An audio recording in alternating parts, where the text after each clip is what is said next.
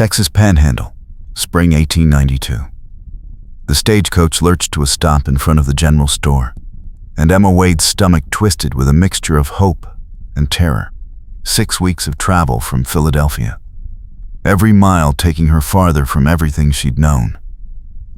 All to meet a man she'd never seen, except in one faded photograph. Thomas Brennan. Her future husband.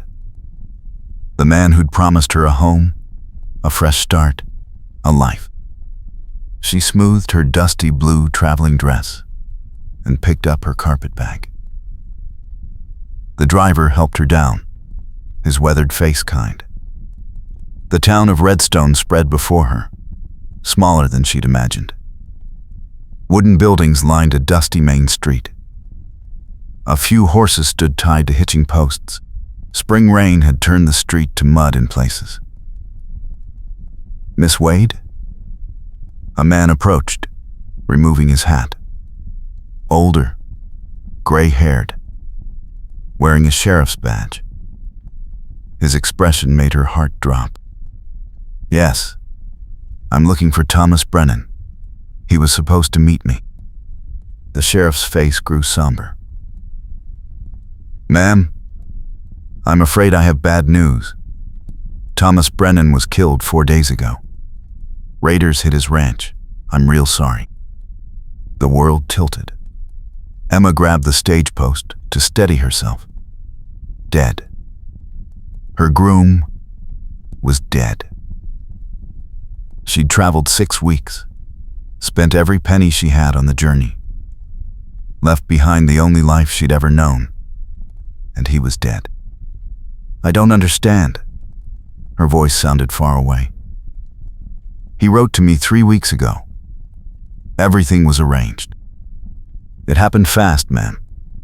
Raiders have been hitting ranches in the area. Malachi Hargrove's gang. They're getting bolder." Emma's mind raced. She had 47 cents in her pocket. No family to wire for help. Her aunt in Philadelphia had made it clear she wasn't welcome back after Emma chose to become a mail-order bride. She was stranded. "Is there a hotel?" She managed. "Miss Weatherby runs a boarding house. But ma'am, I should tell you, Brennan's ranch is still there. The house wasn't burned. It's yours now, technically, as his intended. I can't run a ranch alone." "No, ma'am, you can't." The sheriff looked uncomfortable. "Truth is, most folks expected Hargrove's men would come back and take the land. Brennan's water rights are valuable. The creek on his property is one of the few that doesn't run dry in summer." A tall man had been standing near the general store, watching the exchange. Now he stepped forward. Emma's breath caught. He was in his early 30s, with dark brown hair that needed cutting, a weathered face that spoke of years in the sun, and gray-blue eyes that held something sad and distant. He wore work clothes, a brown leather vest over a faded blue shirt, and moved with quiet confidence. "Sheriff." His voice was deep, careful. "I'm Isaac Matthews. I own the ranch next to Brennan's place." The sheriff nodded. "Matthews, this is Miss Emma Wade. She was coming to marry Brennan." Isaac's eyes met Emma's, and she saw sympathy there and something else. Understanding. He knew what it was like to have plans destroyed. "Ma'am, I'm sorry for your loss." He turned his hat in his hands. "I don't mean to intrude, but I couldn't help overhearing. Brennan's place borders mine. If you're staying, you'll need help getting the ranch operational. I could lend a hand." "I can't pay you." Emma's cheeks burned. "I don't have anything." "Didn't ask for payment. Neighbors help each other out here. That's how it works." The sheriff looked between them. "Matthews is a good man, Miss Wade. You could do worse than having him as a neighbor." Emma studied Isaac's face. There was honesty there, and a deep weariness that matched her own. She'd come here expecting one stranger.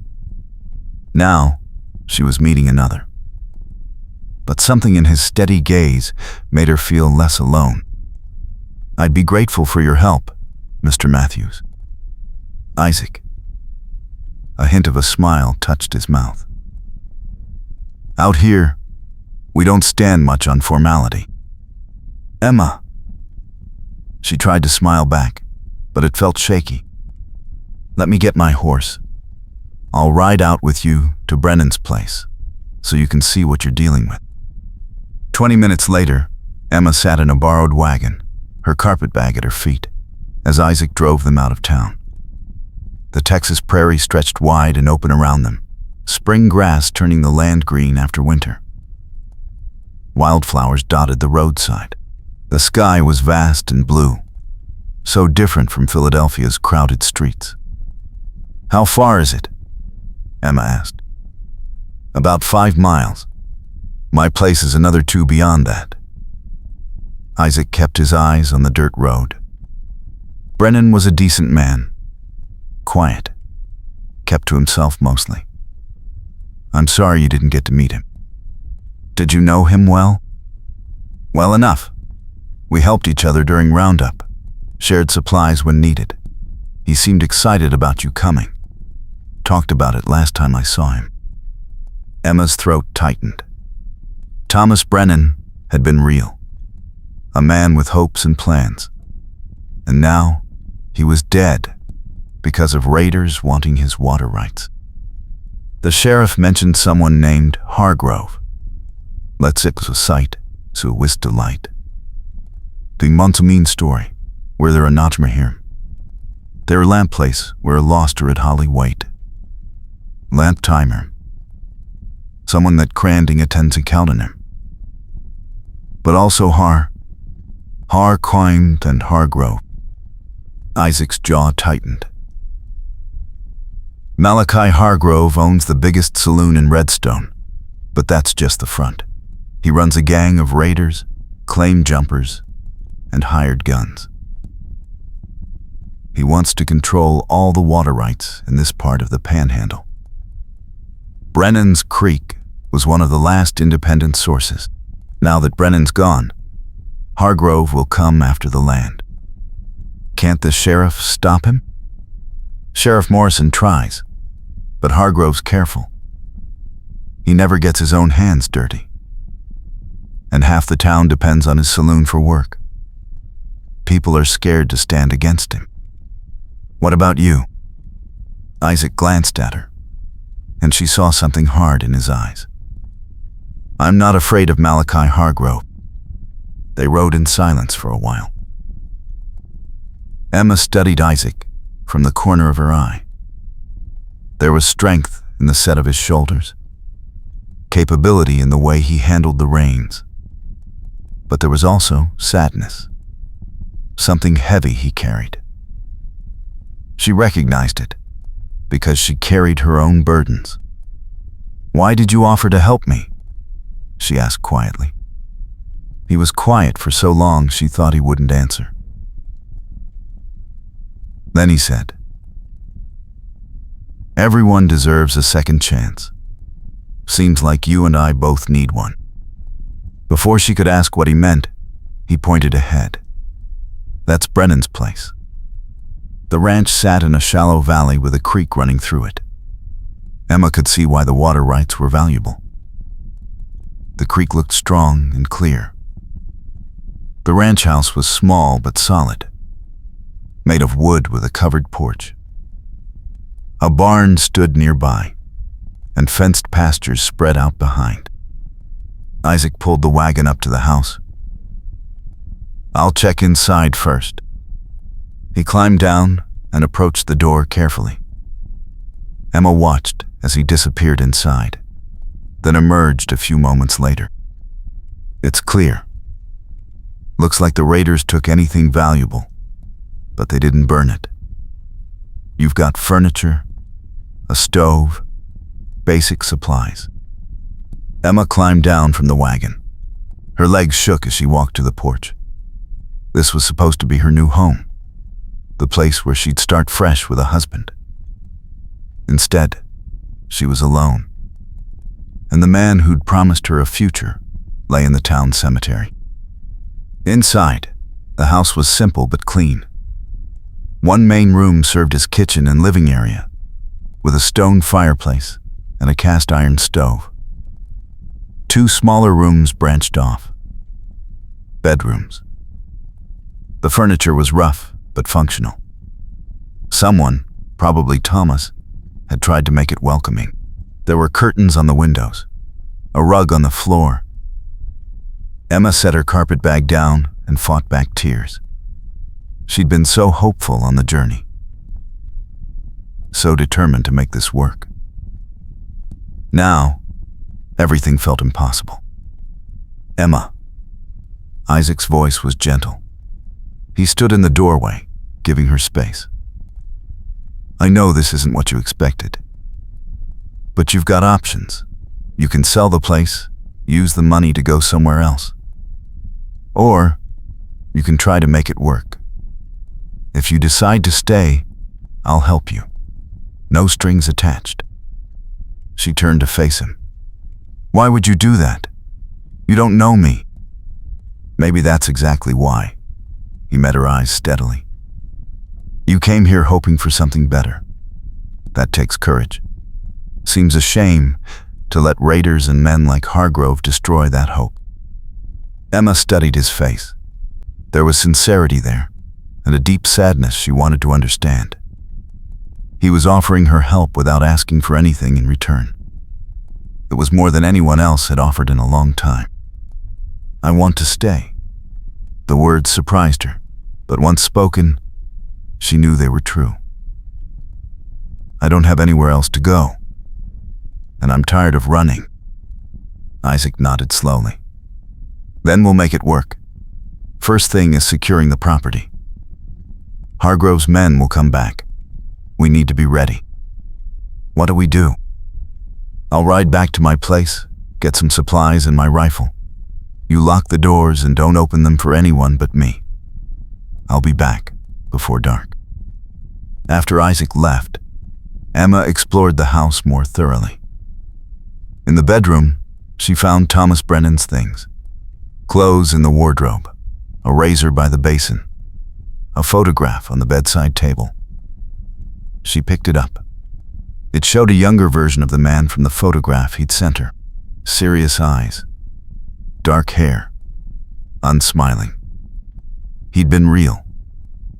A person with a life and hopes. I'm sorry, she whispered. I'm sorry I didn't get here in time. She moved his things carefully into the second bedroom, then unpacked her own small bag. Everything she owned in the world fit in one carpet bag. 2 dresses, undergarments, her mother's Bible, the letters from Thomas, and a tintype photograph of her parents. The sun was lowering when she heard a horse approach. Emma grabbed the rifle she'd found above the fireplace and went to the window. Relief flooded through her when she saw Isaac. He led a pack horse loaded with supplies. She opened the door as he dismounted. He looked surprised to see her holding the rifle. Do you know how to use that? He asked. My father taught me when I was young. I'm not a good shot, but I can point it in the right direction. A real smile crossed his face, transforming it. That's more than most. Good.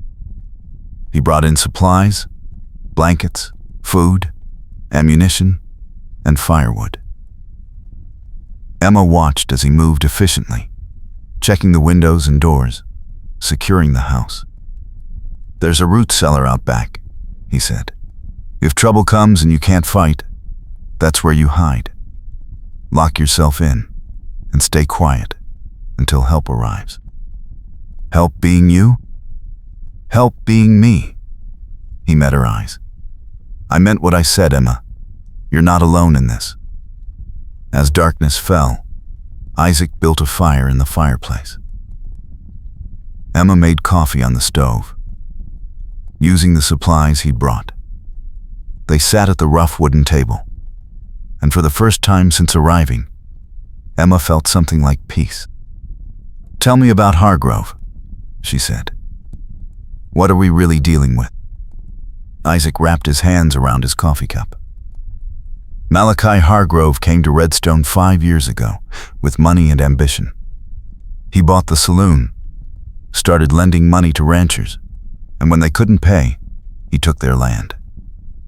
Now he owns half the water rights in the Panhandle. He wants the other half, including this creek. Especially this creek. It's spring-fed, never runs dry. With this water, he could control grazing rights for miles around. So he'll come for me. He'll try. But Emma, you've got something he doesn't. What's that? A legal claim. You were Brennan's intended bride. In Texas, that gives you rights to the property. He can't just take it without proof you've abandoned the claim. So he'll try to scare you off. Emma thought about that. She'd been scared plenty in her life. Scared when her parents died. Scared in her aunt's cold house. Scared on the long journey west. But underneath the fear, she'd found something stronger. Determination. Stubbornness. A refusal to let the world break her. Let him try. Her voice was steadier than she felt. "I'm not leaving." Isaac studied her face, and something like respect crossed his features. "You're braver than you know. Or more desperate. I'm not sure there's a difference anymore." He smiled faintly. Sometimes desperation is the beginning of courage. They talked late into the night. Isaac told her about the ranch, what needed to be done, how to manage the cattle Thomas had left behind. Emma told him about Philadelphia, her parents' deaths, her aunt's coldness, the choice to become a mail-order bride. "I needed to escape," she admitted. "My aunt wanted me to marry her business partner. He was 50 years old and cruel. When I refused, she told me I had a week to leave. I saw Thomas's advertisement in the paper, and I wrote to him that same day. That took courage. It felt like cowardice, like I was running away. Sometimes running towards something better is the bravest thing you can do." Isaac stared into his coffee. "I know something about running." "What are you running from?" He was quiet for a long moment. "My past. The war. Things I did that I can't undo." Emma saw the pain in his face and understood. The war had ended 27 years ago. But some men still carried it with them. Isaac was one of those men. "We all have things we regret," she said softly. "Some regrets are heavier than others." He looked up at her, and in his gray-blue eyes she saw old ghosts. "I fought for the Confederacy. Did things I'm not proud of.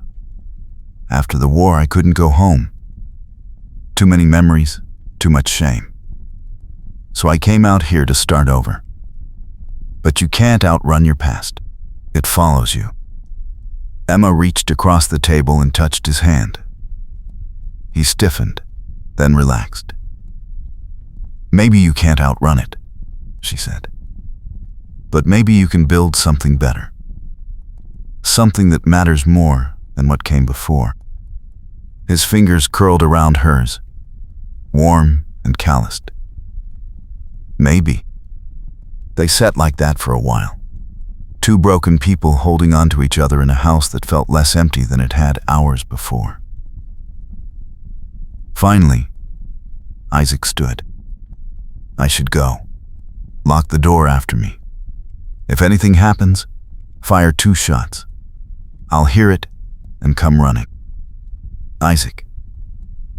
She stood too. "Thank you. For everything." We're neighbors. It's what we do. But his eyes said something more. Something neither of them was ready to name yet. After he left, Emma locked the door and prepared for bed. She lay in the darkness, listening to the unfamiliar sounds of the prairie night. Coyotes called in the distance. The wind moved through the grass. The creek murmured. She'd come here as a bride. Now, she was a widow who'd never been a wife. But lying there in Thomas Brennan's house, Emma felt something unexpected. Hope. Maybe this could still be a new beginning. Maybe she could make a life here. And maybe Isaac Matthews was part of that life. The next morning, Emma woke to knocking. She grabbed the rifle and approached the door carefully. "It's Isaac," came his voice. She opened the door. He stood there with the sunrise behind him, holding a basket. "Brought breakfast. Figured you'd need supplies." They ate together as the sun rose, painting the prairie gold. Isaac laid out a plan. He'd help her assess the cattle, repair fences, and get the ranch operational. But first, they needed to establish her legal claim. "We should go to town today, get the property officially transferred to your name. Sheriff Morrison can help with the paperwork. And if Hargrove finds out, he probably already knows you're here. But legal ownership will make it harder for him to take the land." They rode to Redstone together. Emma on Thomas's horse, Isaac on his own. At the land office, they filed the necessary papers. Emma Wade became the legal owner of the Brennan Ranch. It felt surreal, holding the deed to property she'd never expected to own. As they left the office, a man blocked their path. He was tall and well-dressed, with dark hair slicked back and cold eyes. Several rough-looking men stood behind him. "Miss Wade." His smile didn't reach his eyes. "I'm Malachi Hargrove. I was sorry to hear about poor Thomas Brennan." "Thank you." Emma kept her voice steady. "I understand you've decided to keep his ranch. That's ambitious for a woman alone." His eyes flicked to Isaac. "Of course, you're not quite alone, are you?" "Miss Wade has friends and neighbors," Isaac said quietly. "She's not alone." Hargrove's smile sharpened. "Friends and neighbors. How nice. Miss Wade, I'd like to make you an offer. I'll pay you $3,000 for the Brennan property. That's generous, given the circumstances. It's not for sale. You might want to reconsider. Running a ranch is hard work. Dangerous even, especially for a woman who just arrived from back east." Emma felt ice in her stomach, but she lifted her chin. "I said it's not for sale, Mr. Hargrove." His eyes hardened. "Think about it. $3,000 is enough to start over somewhere safer. I'll give you a week to decide." He walked away, his men following. Emma's hands shook, but she didn't let it show until they were out of sight. "He's going to come after me," she said. "Yes." Isaac's face was grim. "But you did the right thing. If you'd shown fear, he would have pushed harder. You stood your ground. I'm terrified. Being afraid doesn't mean you're not brave. It means you're smart enough to understand the danger." He touched her elbow gently. "Come on, let's get back to the ranch." The next week passed in a blur of hard work. Isaac was there every day, teaching Emma the rhythms of ranch life, how to check cattle for disease, how to mend fences, how to read the weather. He was patient and thorough, never making her feel foolish for not knowing. But more than the work, Emma found herself learning about Isaac. The way he moved with quiet confidence, the kindness in his hands when he treated an injured calf, the sadness that sometimes crossed his face when he thought she wasn't looking. He was a man, carrying heavy burdens, but he carried them with grace. One evening, as they sat on the porch watching the sunset, Emma asked, "Do you ever think about going back to wherever home was?" Isaac stared at the horizon. "Every day. And every day I remember why I can't." "What happened in the war, Isaac?" He was quiet for so long she thought he wouldn't answer.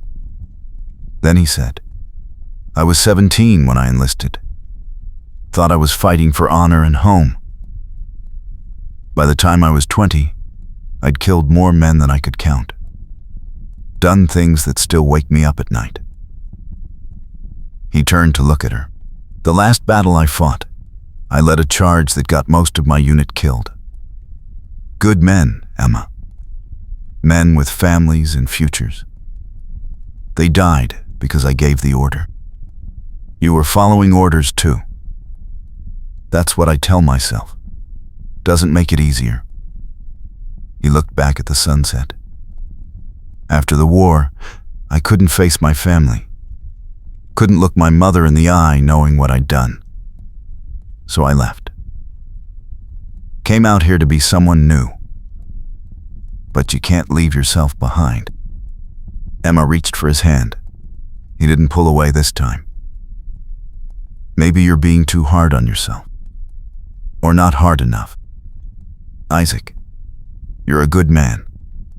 I see how you treat animals, how you help people. That matters more than what happened in a war that's long over." He looked at their joined hands. "You make it sound simple.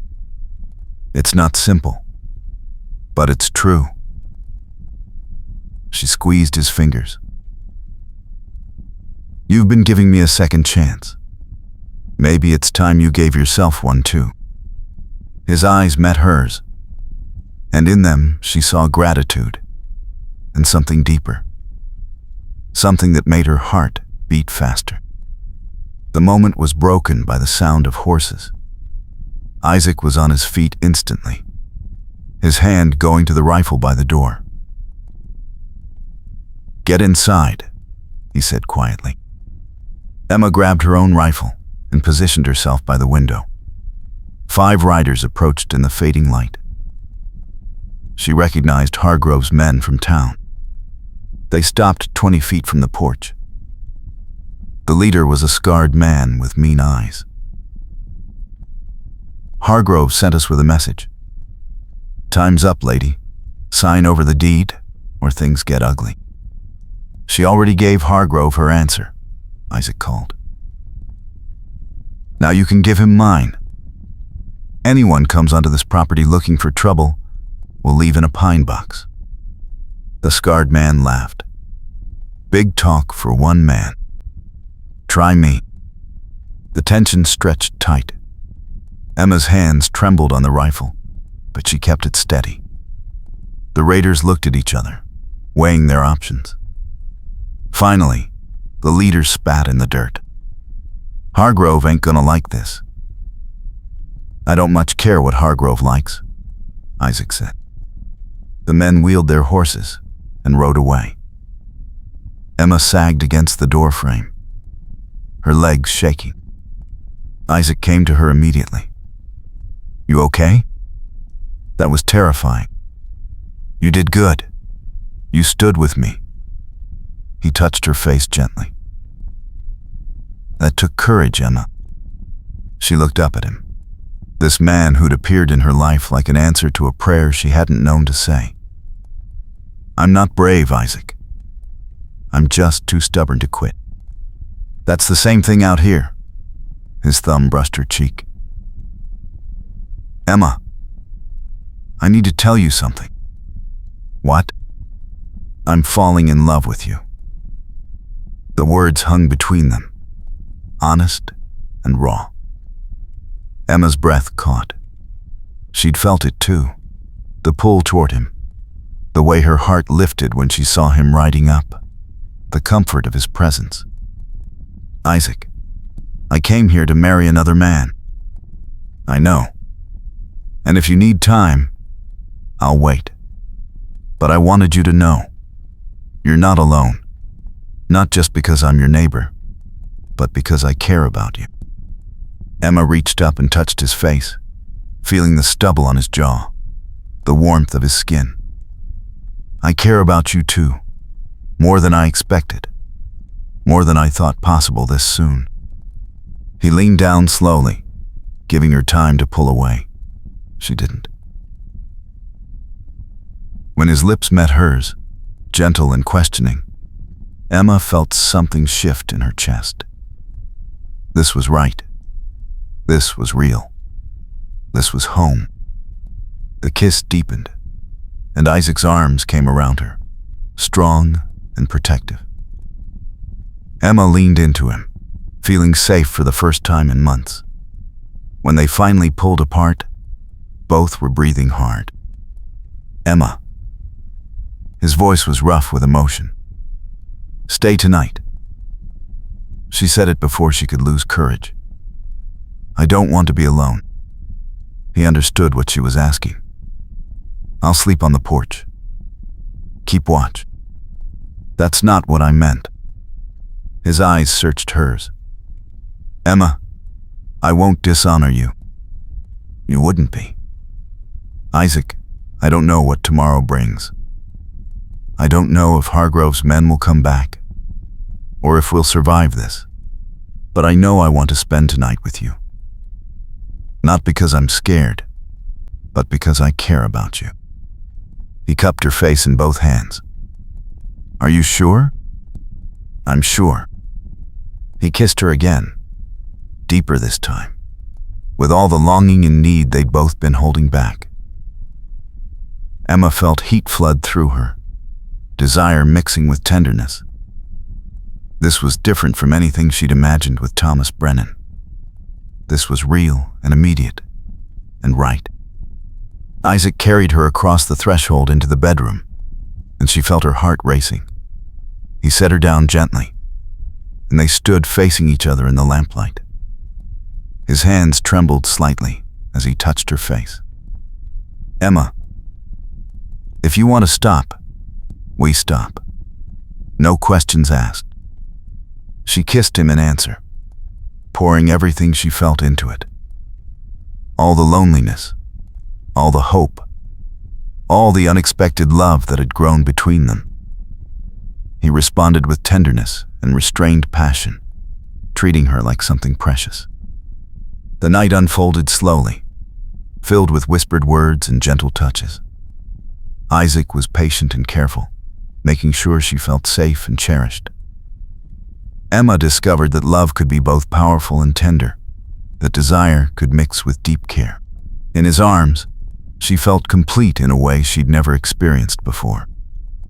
Afterward, they lay tangled together, the lamp burning low. Isaac held her close, his fingers tracing patterns on her shoulder. "I love you," he whispered into her hair. "I know it's fast, but it's true." Emma turned to face him, seeing the vulnerability in his eyes. "I love you too. I didn't think I could feel this way so quickly, but I do." He kissed her forehead. "We'll face whatever comes together." "Together," she agreed, and fell asleep in his arms, feeling safer than she had in years. Morning came too soon. Emma woke wrapped in warmth, Isaac's steady heartbeat beneath her cheek. Sunlight painted golden stripes across the bed. She'd never known such peace, such absolute contentment. He stirred, pulling her closer and murmuring her name. She smiled against his chest. This was home. Not the ranch, not the house, but this. Him. Them. "Morning," he said softly, his voice rough with sleep. "Morning." She looked up at him. "No regrets?" Only that I didn't meet you sooner. He brushed hair from her face. Emma, I meant what I said. I love you. And I want to build a life with you, if you'll have me. Are you asking me to marry you? I'm asking you to think about it. We've got time. But yes, eventually, I want you to be my wife. Emma felt tears prick her eyes, but they were happy tears. Yes. Eventually. Yes. They spent the morning in comfortable domesticity. Emma made breakfast while Isaac tended the animals. When he came back inside, she had coffee waiting and eggs cooking on the stove. It felt natural, right? Like they'd been doing this for years instead of days. We need to talk about Hargrove, Isaac said as they ate. Last night bought us time, but he won't give up. What do? We prepare. Reinforce the ranch, get more ammunition, and I'll ride to some of the other ranchers. If we stand together, we're stronger. Will they help? Some will. Others are too scared of Hargrove. But there are good men in this territory who are tired of being pushed around. Over the next few days, Isaac made his rounds while Emma worked to secure the ranch. She learned to shoot better, hitting targets Isaac set up. She inventoried supplies, checked fences, and began to feel like this land was truly hers. Isaac returned on the third day with news. I've got 5 ranchers willing to stand with us. They're tired of Hargrove's games. But Emma, this is going to get dangerous. If you want to leave, I'll understand. I'm not leaving. This is my home now. Our home, if you'll stay.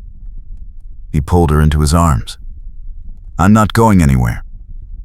That night, as they lay together, Emma asked, "Tell me about your family, the one you left behind."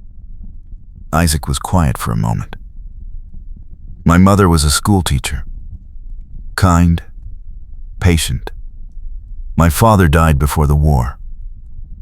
I had 2 younger sisters, Mary and Beth. His voice grew thick. I wonder if they're married now, if they have children, if they hate me for leaving. You could write to them. And say what? Sorry I abandoned you after the war because I was too ashamed to come home? You could say you love them, that you think about them, that you're trying to build something good out here.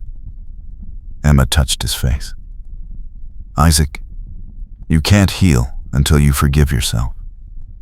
And maybe they need to hear from you as much as you need to reach out. He was quiet for a long time. Finally, he said, maybe you're right. Write to them. Tell them about the ranch, about me, about the life you're building. What if they don't write back? Then at least you tried. But Isaac, from what you've told me, your mother sounds like a woman who loved her son. I think she'd want to hear from you.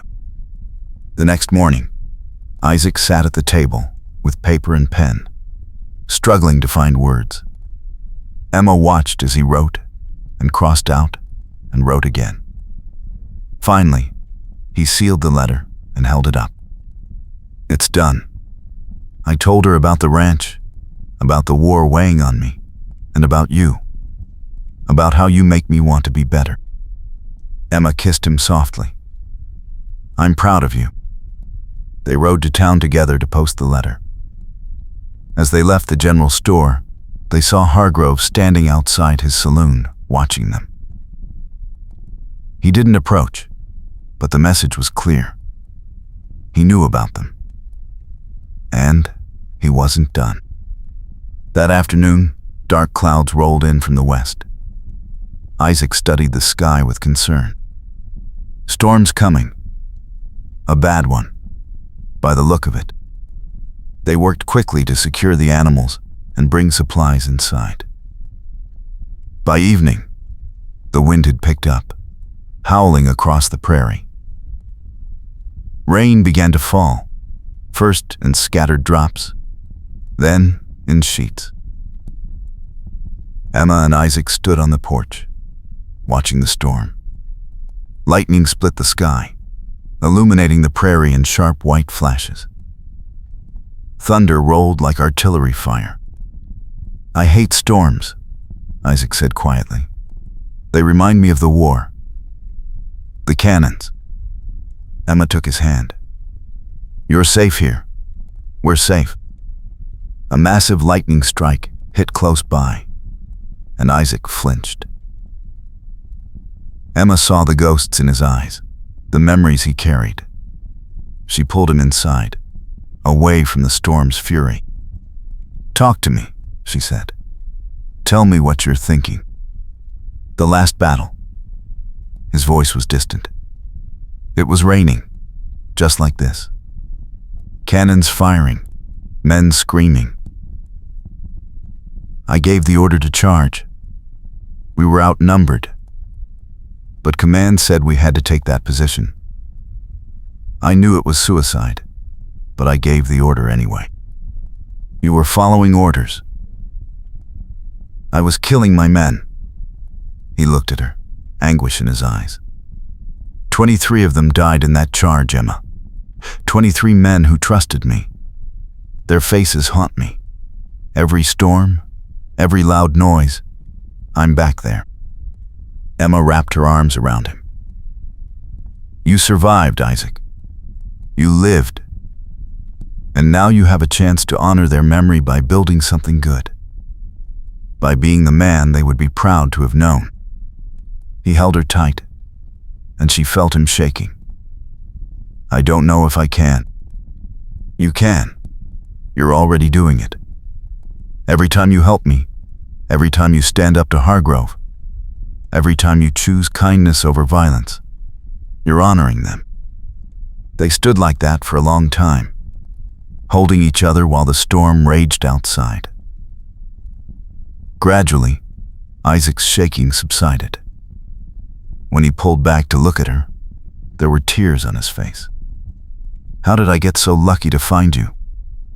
We found each other. That's how it was meant to be." The storm lasted through the night. Emma and Isaac lay awake, listening to the rain hammer the roof and the wind shake the windows.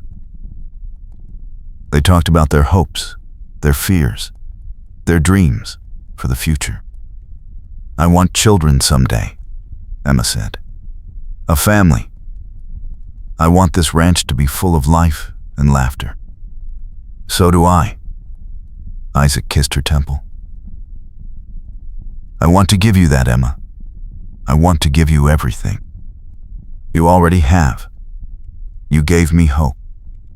By morning, the storm had passed, leaving the world washed clean. Emma and Isaac walked out to survey the damage. Fences were down in places, and the creek was running high and fast. But the house and barn had held. As they worked to repair fences, Isaac suddenly stopped.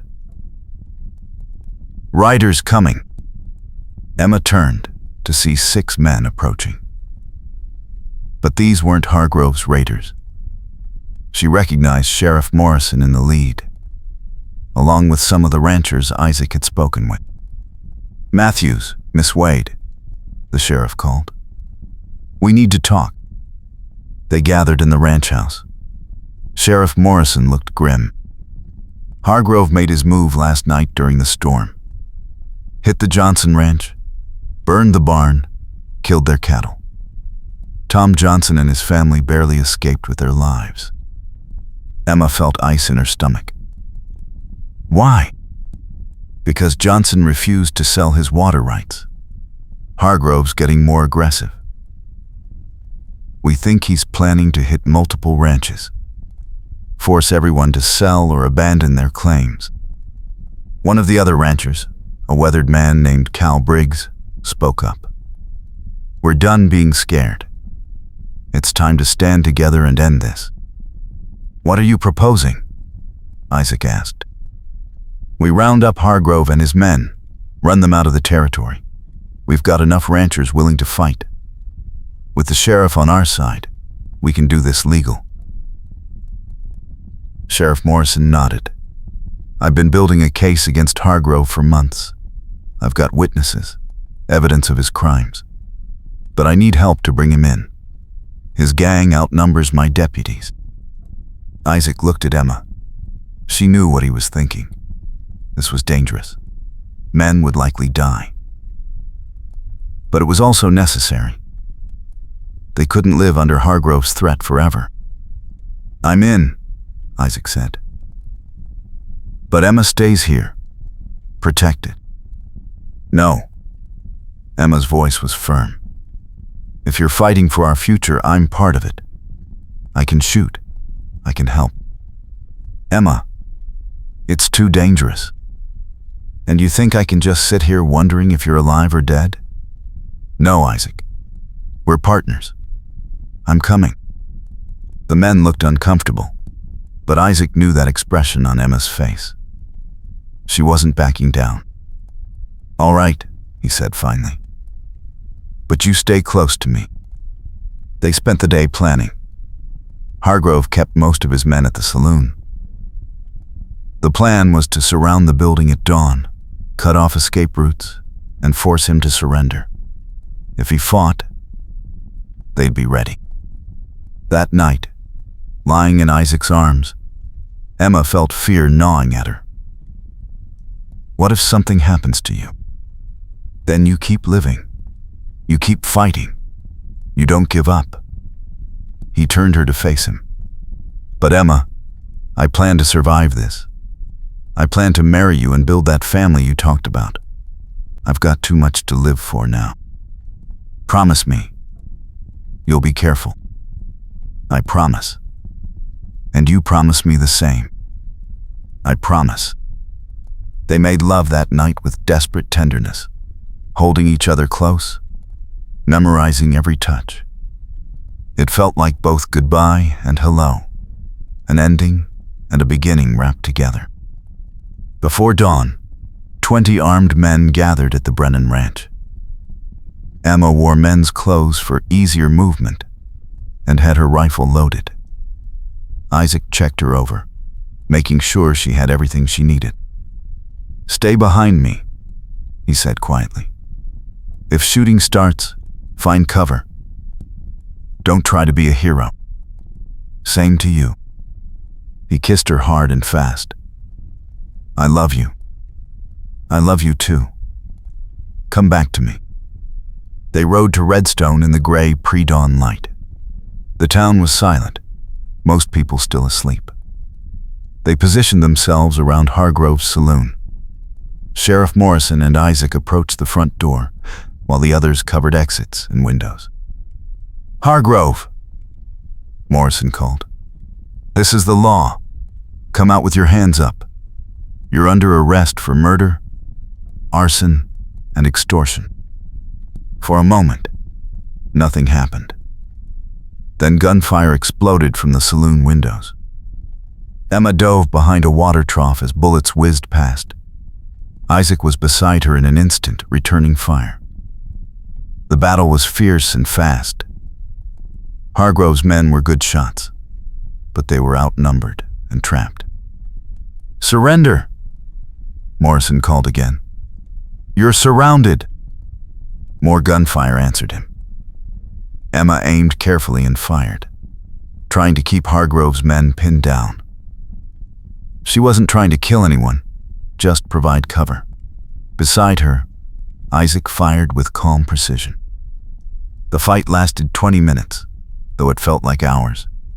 Finally, someone inside called out, "We're done! Don't shoot!" One by one, Hargrove's men filed out with their hands up. Sheriff Morrison and his deputies moved in to take them into custody. But Hargrove himself was nowhere to be seen. "Back door!" someone yelled. Isaac was running before Emma could stop him. She followed, heart pounding. They rounded the building just as Hargrove emerged from the rear exit, gun in hand. He saw Isaac and fired. Isaac went down. Emma screamed and raised her rifle, firing without thinking. Her shot went wide, but it was enough to make Hargrove dive for cover. Sheriff Morrison and Cal Briggs came running, and within moments, Hargrove was surrounded and disarmed. But Emma barely noticed. She was on her knees beside Isaac, hands shaking as she checked him. Blood soaked through his shirt near his shoulder. "Isaac, stay with me." His eyes were open, pained but clear. "I'm okay. Shoulder, not fatal." "You're shot. You're not okay." "Emma." He grabbed her hand. "I'm fine. I've had worse." The town doctor arrived within minutes. He examined Isaac's shoulder and nodded. "Bullet went clean through. You'll live, Matthews, but you need rest and care." They carried Isaac to the doctor's office. Emma refused to leave his side as the doctor cleaned and bandaged the wound. Isaac gritted his teeth through the pain, but didn't make a sound. "You scared me," Emma said when they were finally alone. "I know. I'm sorry." "Don't be sorry. Just don't do it again." She was crying now, relief and fear mixing together. Isaac reached up with his good arm and pulled her down to kiss her. "I told you I'd come back to you. I keep my promises." Hargrove and his men were locked in the town jail.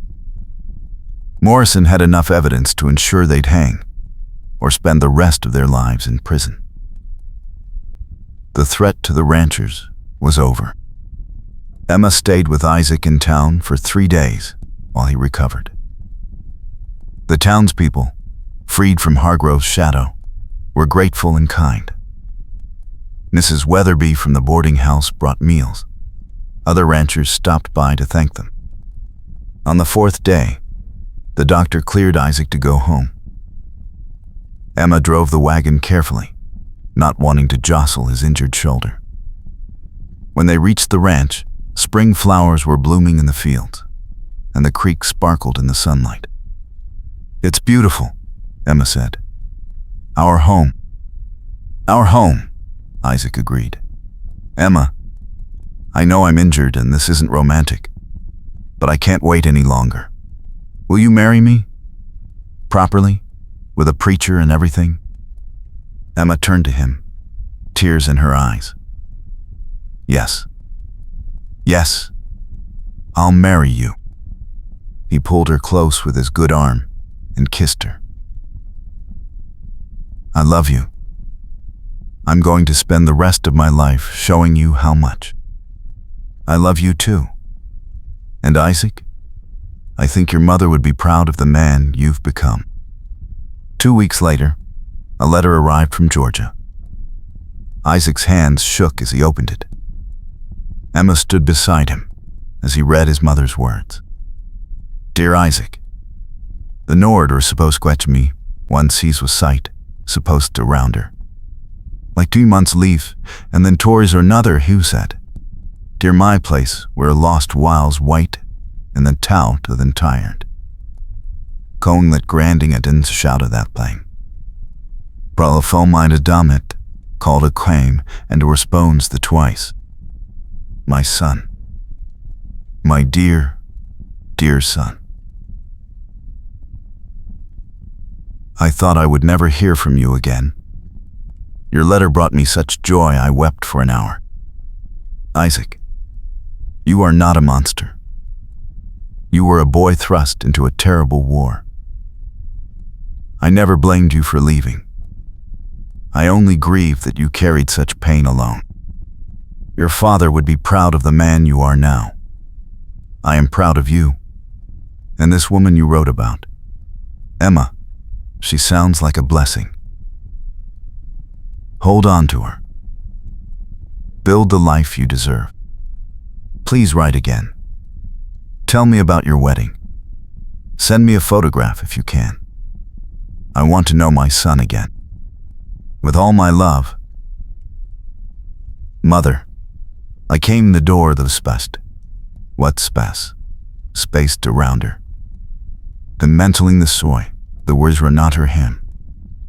Rus place where lost whiles white. Out whisk tie-end.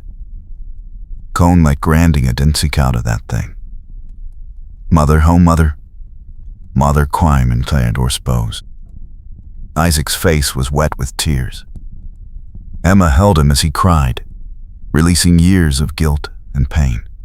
Finally, he looked at her with clear eyes. She forgives me. She loves you.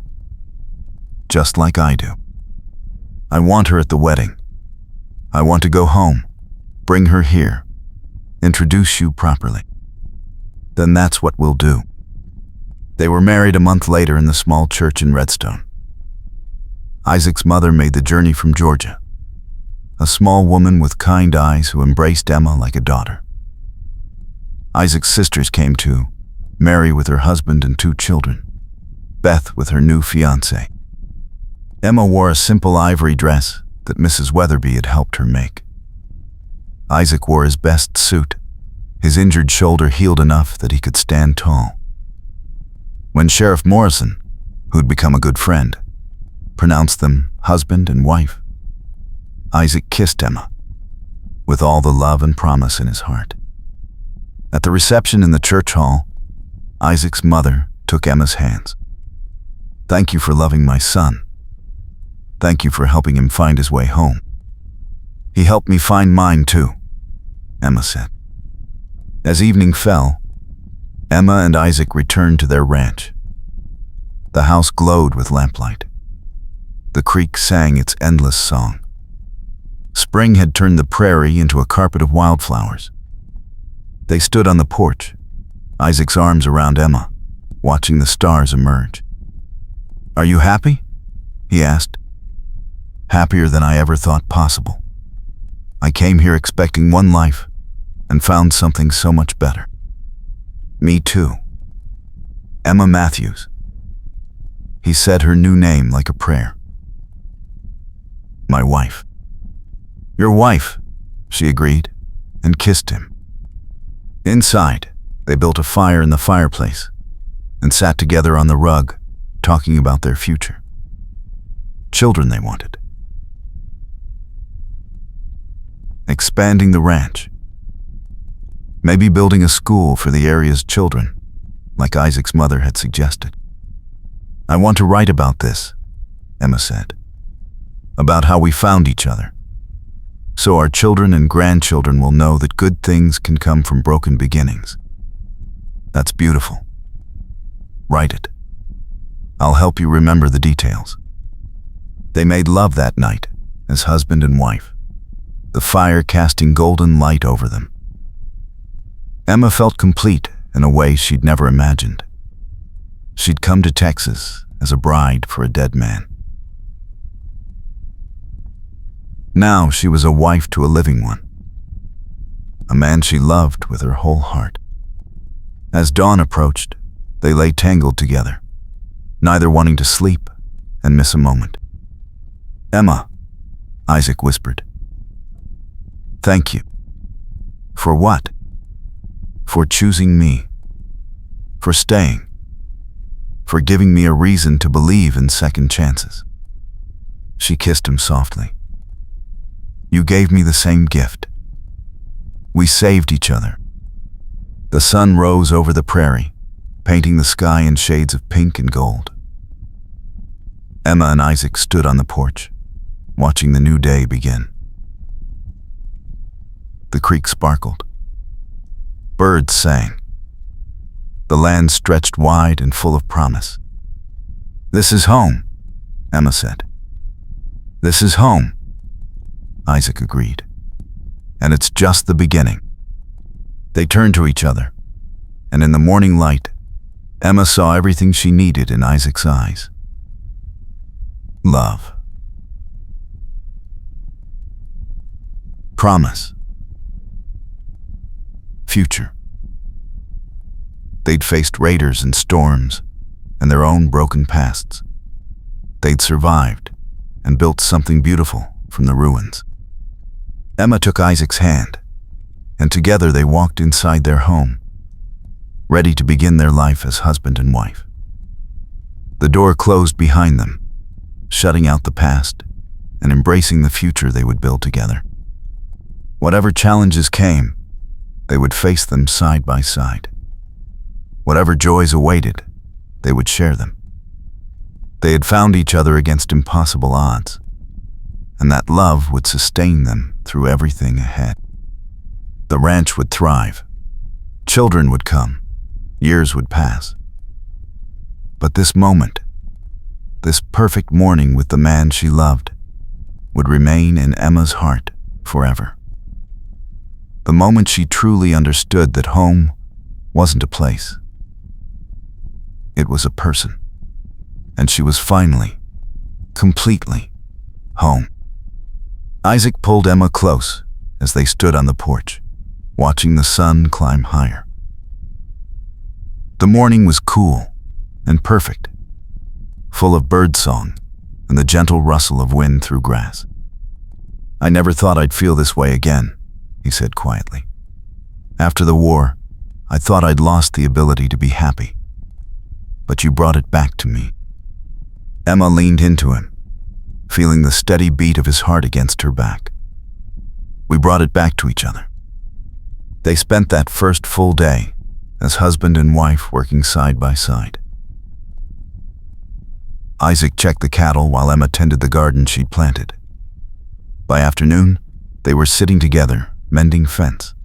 Isaac teaching Emma the right way to stretch wire. "Your mother is lovely," Emma said. "I'm so glad she came. She likes you. My sisters too. Mary told me this morning that she's never seen me smile so much. You should smile more. It suits you." He grinned at her, and Emma's heart flipped. Even after everything, he could still make her feel like a girl with a first crush. That evening, they had dinner with Isaac's family at the boarding house. Mrs. Matthews told stories about Isaac as a boy, making him blush while Emma laughed. His sisters shared their own memories, painting a picture of the man he'd been before the war changed everything. "He was always protective," Mary said. "Even as a little boy, he'd stand up to bullies twice his size if they picked on someone smaller." "Some things don't change," Emma said, squeezing Isaac's hand under the table. As the evening wound down, Isaac's mother pulled them both aside. "I'm going back to Georgia tomorrow," she said. "But I want you to know how happy it makes me to see you like this, Isaac. You found peace. That's all I ever wanted for you." "Come back soon," Isaac said, his voice thick. "This is your home too now." "I will. And Emma, dear, take care of him. But I can see you already do." After they said goodnight, Emma and Isaac walked back to their ranch under a canopy of stars.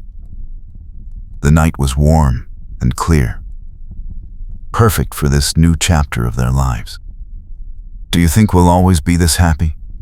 Emma asked. "I think we'll have hard times," Isaac said honestly. "Ranch life isn't easy. But I think if we face it together, we can handle anything." "Together," Emma agreed. They reached their porch and paused, looking at their home. Lamplight glowed in the windows. The creek murmured peacefully. Everything about this moment felt right. Isaac turned to Emma and took both her hands. "I have something for you. I was waiting for the right moment." He pulled a small wooden box from his pocket. Inside was a simple gold ring with a small blue stone. "It was my grandmother's," he said. "My mother brought it with her. She wanted you to have it. Something from the Matthews family to welcome you." Emma's eyes filled with tears as Isaac slipped the ring onto her finger beside her wedding band. "It's beautiful," You're beautiful. And you're mine now. My wife. My partner. My home. Emma kissed him with all the love in her heart. And you're mine. Forever. They went inside and built up the fire. The house felt alive with their presence, no longer empty or waiting. This was a home now, filled with love and promise. As they prepared for bed, Emma caught Isaac watching her with soft eyes. "What are you thinking?" she asked. "That I'm the luckiest man alive. That I don't deserve you. But I'm going to spend every day trying to." "Isaac Matthews, you stop that right now." Emma came to him and put her hands on his chest. "You deserve every bit of happiness. You're a good man, and I'm lucky too. We're lucky together." He pulled her close, resting his forehead against hers. "I love you so much, it scares me sometimes. Don't be scared. I'm not going anywhere." They made love slowly that night, savoring each touch, each kiss, each whispered word. There was no rush, no urgency. Just two people who'd found each other, expressing their love in the most intimate way possible. Afterward, Emma lay in Isaac's arms, listening to his heartbeat slow to a steady rhythm as he drifted toward sleep. "Emma?" he murmured. "Yes?" She lead more der supposed bet me once bless, so hast around her. Like he mentioning this the where there are not her him. They're my place where a lost allows white.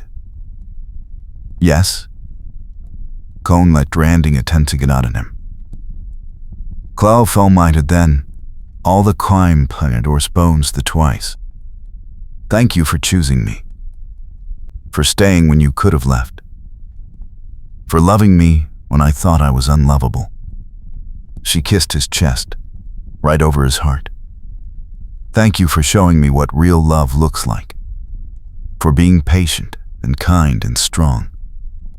For being exactly who I needed." His arms tightened around her. "Always. I'll always be here for you." Emma fell asleep, feeling more content than she'd ever been. She'd come to Texas expecting one life, and found another, better one. She'd arrived as a bride to a dead man, and become a wife to a living one. She'd found not just a home, but a partner, a love that would last. The next morning dawned clear and bright. Isaac's family was leaving on the noon stage, so Emma and Isaac rode into town to see them off. There were tears and hugs and promises to write often. "Take care of my boy," Mrs. Matthews whispered to Emma. "I will. And you take care too. Come back and visit us soon." "I will. And I expect to hear about grandchildren before too long." She winked, making Emma blush. After the stage pulled away, Emma and Isaac walked through town. People greeted them warmly, congratulating them on their marriage. The atmosphere in Redstone had changed since Hargrove's arrest. It felt lighter, freer, full of hope. At the general store, Emma picked up supplies, while Isaac talked with Sheriff Morrison. "Things are settling down," Morrison told him. "Hargrove's trial is next month. He'll hang for what he did to the Johnsons. His gang is breaking up, most of them facing prison time. Good. The territory will be safer without them." "It will. And Matthews, I wanted to thank you. You rallied the ranchers when I couldn't. You stood up when it mattered. We all stood up together. That's what made the difference." As they rode home, wagon loaded with supplies, Emma felt peaceful. The threats were gone. The future stretched ahead bright and clear. She and Isaac had their whole lives to build something beautiful. Back at the ranch, they unloaded the wagon together. Emma had bought fabric to make curtains, and Isaac had gotten new tools. Small things, but each one felt like an investment in their future. That evening, they sat on the porch watching the sunset paint the sky in brilliant colors. Emma leaned against Isaac's shoulder, his arm around her waist. "Do you ever miss Philadelphia?" he asked. "No. This is where I belong. With you. Here. I'm glad. Because I can't imagine my life without you anymore." Emma turned to look at him, seeing all the love and devotion in his face. "I can't either. Isaac, I know we've only been married a day, but I feel like I've known you forever. I feel the same way. Like you were always supposed to be here. Like everything that happened, all the pain and struggle, was leading me to you. Maybe it was. Maybe that's what second chances are. The universe bringing people together who need each other." He kissed her temple. "Then I'm grateful for second chances." As darkness fell, they went inside and prepared supper together. The simple domestic ritual felt sacred, full of quiet joy.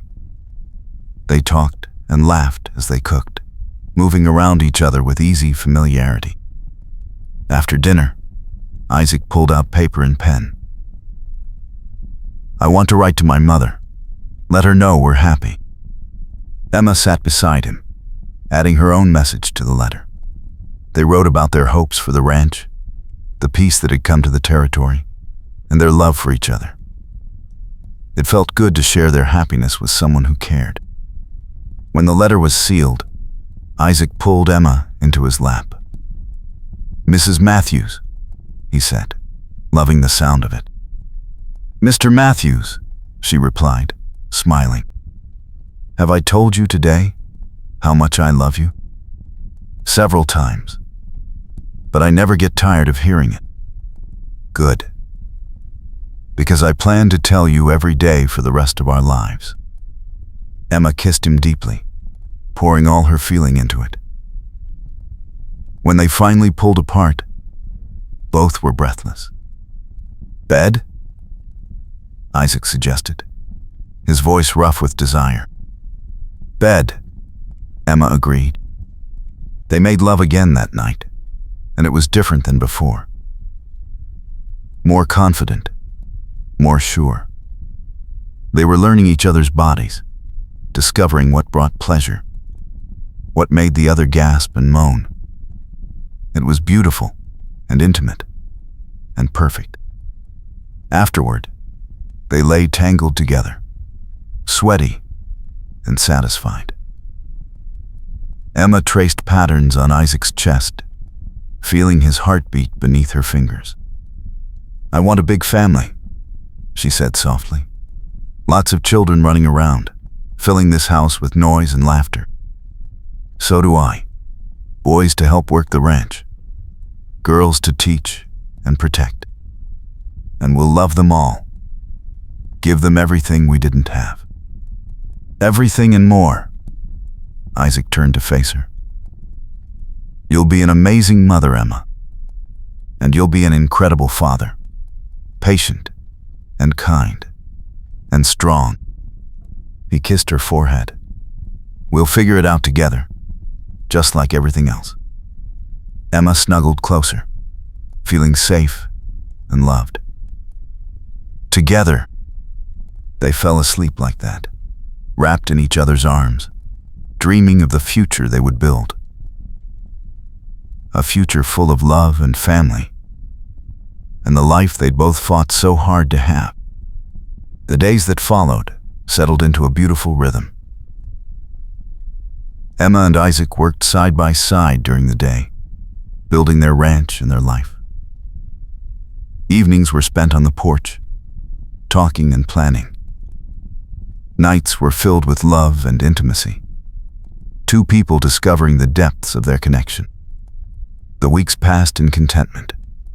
Spring deepened into early summer, bringing longer days and warmer nights. Emma's garden flourished. Isaac's cattle grew strong on the good grass. The ranch was thriving, and so were they. One evening, as they sat on the porch watching fireflies dance in the gathering dusk, Isaac said, "I got a letter from Cal Briggs today. He's organizing a community barn raising next month. Wants us to come." "That sounds wonderful. I'd love to meet more of the neighbors properly. They'll love you, just like I do." He pulled her close. "Emma, I keep thinking about how close I came to never meeting you. If you hadn't answered Brennan's advertisement, if I hadn't been home that day you arrived, all the tiny chances that brought us together." "Fate," Emma said softly. "Or providence. Or just plain luck. Whatever it was, I'm grateful for it. So am I. Every single day." They sat in comfortable silence as the stars emerged, one by one, filling the vast Texas sky. The creek sang its endless song. Somewhere in the distance, a coyote called. The night was alive with sound and beauty. "Isaac," Emma said after a while, "do you still have nightmares? About the war?" He was quiet for a moment. "Sometimes, but less than before. You help with that. When I wake up in the night and you're there beside me, it reminds me I'm not in that place anymore. I'm home. I'm safe. I'm loved." Emma took his hand and squeezed. "You are all of those things, and you always will be. The same goes for you, you know. Whatever fears you carry from your past, whatever doubts, you're safe here. With me. This is your home. Forever." Emma felt tears prick her eyes. "I know. And I've never felt more at peace in my life." They stayed on the porch until late, reluctant to end the perfect evening. Finally, Isaac stood and offered his hand. "Come on, Mrs. Matthews. Let's go to bed." Emma took his hand and let him pull her to her feet. "That sounds perfect, Mr. Matthews." Inside, they moved through their nightly routine with easy familiarity. Emma brushed out her hair while Isaac checked the doors and windows. They changed for bed, not bothering with modesty anymore. They'd learned each other too well for shyness. In bed, Isaac pulled Emma close. She rested her head on his chest, listening to the steady thump of his heart. "I love this," she murmured. "Just being close to you. Feeling safe and warm." "Me too. This is my favorite part of the day. Just us. Quiet and together." Emma tilted her head up to kiss him. It started gentle, but quickly deepened, both of them responding to the pull between them that never seemed to fade. Isaac rolled them, so Emma was beneath him, his weight comfortable and right. "I love you," he whispered against her lips. "I love you too." "Show me." He did, with tender passion that left them both breathless and clinging to each other. Afterward, they lay tangled together, neither wanting to break the connection. "Emma," Isaac said softly, "I need to tell you something." "What is it?" "I'm happier than I've ever been. I didn't think it was possible to feel this way. But with you, everything is better. Brighter. More meaningful. You didn't just give me a second chance at life. You gave me a reason to want it." Emma felt tears slide down her cheeks. "You gave me the same gift. I was so lost when I came here. So scared and alone. You showed me what it means to be loved. Really loved. Not used or controlled, but cherished. That's what you deserve. Always. They held each other until sleep claimed them. Two hearts beating in perfect rhythm. Two souls intertwined. The next morning dawned bright and clear. Emma woke first and slipped out of bed carefully, not wanting to wake Isaac. She put on her dressing gown and padded to the kitchen to start coffee. As it brewed, she stood at the window watching the sunrise paint the prairie in shades of pink and gold. This view, this land, this life, it was all hers now. Theirs. She and Isaac had built something real and lasting. Strong arms wrapped around her from behind. Isaac kissed her neck, his morning stubble rough against her skin. "Morning," he murmured. "Morning. I didn't mean to wake you." "You didn't. I just missed you."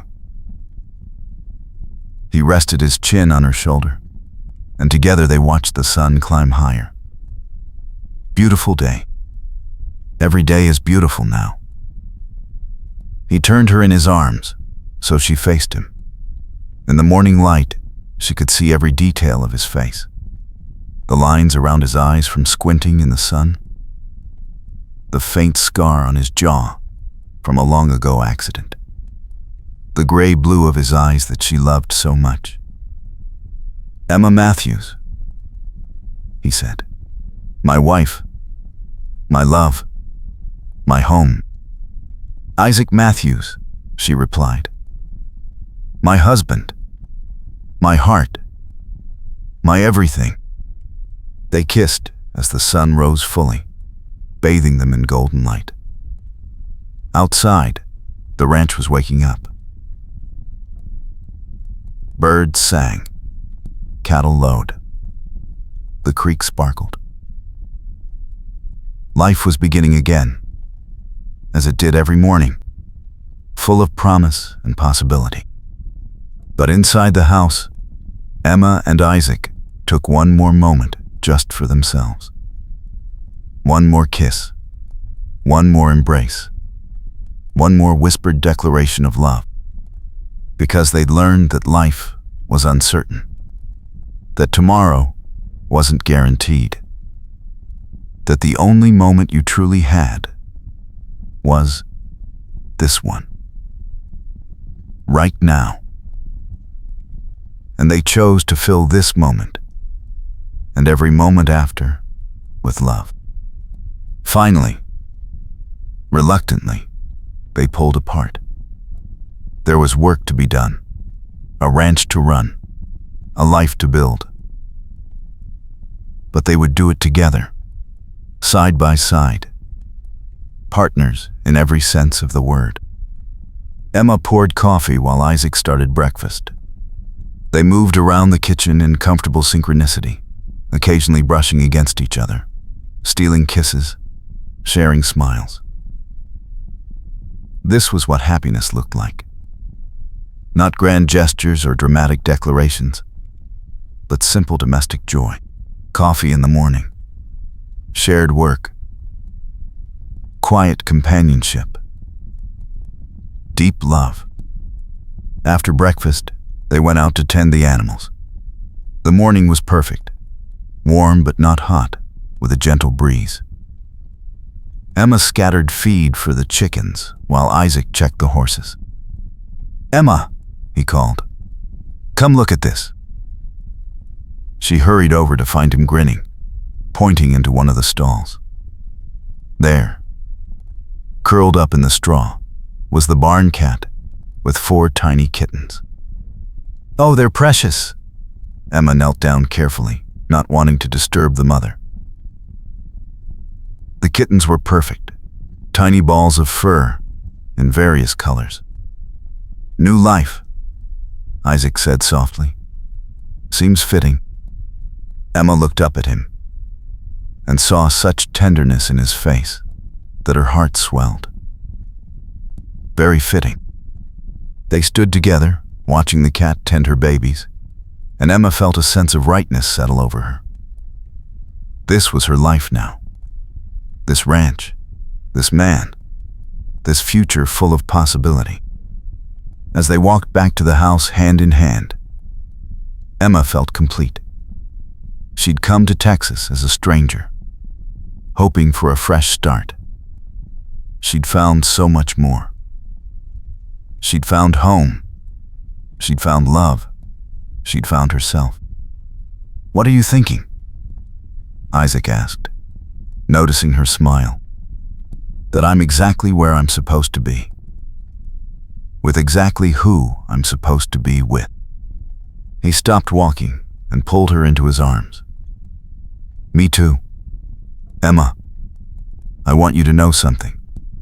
No matter what comes, no matter what challenges we face, I'll always be here. I'll always choose you. I'll always love you. And I'll always love you. We're in this together, Isaac. For the rest of our lives." "For the rest of our lives," he agreed, and sealed the promise with a kiss. They stood there in the morning sunlight, two people who'd been broken and lost, who'd found each other and made themselves whole. The ranch stretched around them, their land, their home, their future. This was their second chance, their new beginning. And they would make it count, every single day, for the rest of their lives. Together. She arrived as a bride to a dead man. The rancher next door gave her a second chance at everything